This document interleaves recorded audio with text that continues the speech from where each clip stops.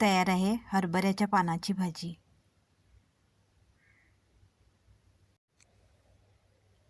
हा बघा, हा हरभऱ्याचा पाला आहे. थंडीच्या दिवसात हा पाला मिळतो. हा बघा, हा असा झटकून घ्यायचा आहे कारण याच्यामध्ये अळी असतात, हिरव्या कलरच्या अळी असतात ज्या पानाला चिटकलेल्या असतात. हे बघा, आता आपण हे साफ कसं करायचं ते बघू. हे बघा, ह्याची कोवळी कोवळी पानंच घ्यायची आहेत, कडक शिरा नाही घ्यायच्या. त्याची पानं काढायची आहेत आणि जे कोवळे आहेत ते घ्यायचे आहेत शेवटचे. हे बघा, अशा प्रकारे आपण हे साफ करून घेऊ. अळ असली तर हे साफ करताना पण कळते आपल्याला.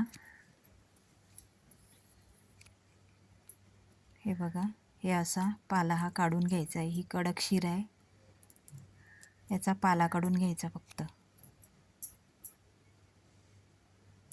कडक दांडा काही तो शिजत नाही, त्याच्यामुळे हा कोवळा पालाच घ्यायचा. हे बघा, आता हे कापून घेऊ. हे बघा, चला भाजी बनवायला घेऊ. मी पॅनमध्ये तेल घेतले, त्यामध्ये जिरं टाकलं, मिरची टाकली. मिरची जरा चांगलीच घ्यायची आहे कारण ह्याच्यात आपण मसाला नाही टाकणार, कारण मसाल्याचा मग तोच स्वाद येतो. आणि पालेभाजीमध्ये मसाला नाही चांगला लागत, हळदीतच छान लागते. आणि मिरची जास्त घ्यायची. हा लसूण आहे, लसूण पण बघा मी जास्त घेतला आहे. हा तेलात चांगला परतवून घ्यायचा आहे, याचा कच्चेपणा पूर्ण घालवायचा आहे. हा बघा, लसूण आपला पूर्ण आता शिजलेला आहे. त्याच्यात आता मी हळद टाकते.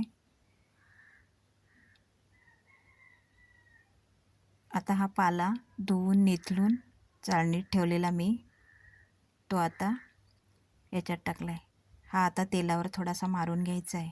आता तो एकदम कमी होईल, जसा शिजेल तसा कमी होईल. हे बघा,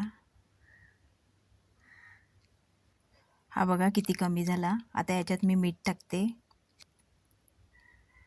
हे बघा, मीठ टाकलेलं आहे. आता मी हे परतून घेते.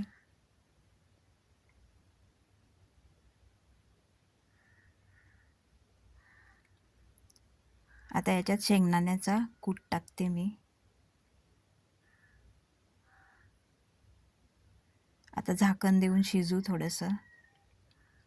हा गरम मसाला आहे, कोथिंबीर टाकले.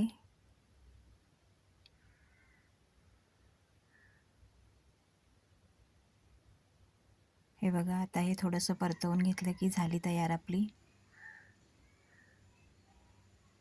पाल्याची भाजी.